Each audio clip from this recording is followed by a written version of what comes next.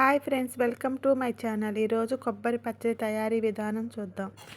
ముందుగా ఒక ప్యాన్ తీసుకొని 1.5 టేబుల్ స్పూన్ ఆయిల్ వేసుకోండి. ఆయిల్ హీట్ అయినాక పచ్చి శనగపప్పు వేసుకోండి. ధనియాలు, కొద్దిగా జీలకర్ర వేసుకొని వేగినాక పచ్చి కొబ్బరి ముక్కలు వేసుకోండి.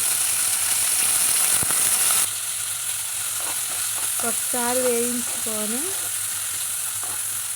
పచ్చిమిరపకాయలు వేసుకోవాలి.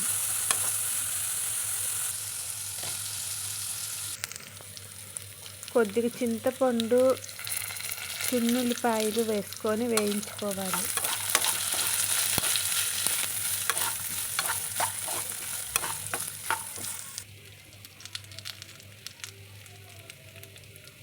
చిటికెడు పసుపు వేసుకొని మొత్తం కలిసేలాగా వేయించుకోవాలి.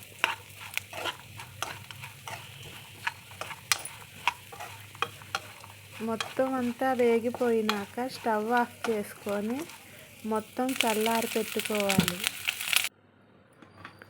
మొత్తం ఇలా చల్లారిపోయిన వాటిని మిక్సీ జార్లో తీసుకోవాలి.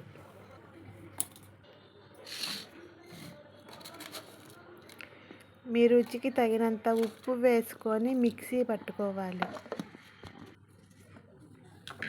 ఫస్ట్ ఇట్లా గ్రైండ్ చేసుకొని కొద్దిగా నీళ్లు పోసుకొని మెత్తగా అయ్యేలాగా మిక్సీ పట్టుకోవాలి. ఇప్పుడు తాలింపు పెట్టుకోవాలి. నూనె వేసుకొని తాలింపు గింజలు, ఎండుమిరపకాయలు, కరివేపాకు వేసుకొని వేయించుకొని పచ్చడిలో వేసుకోవాలి. అంతే.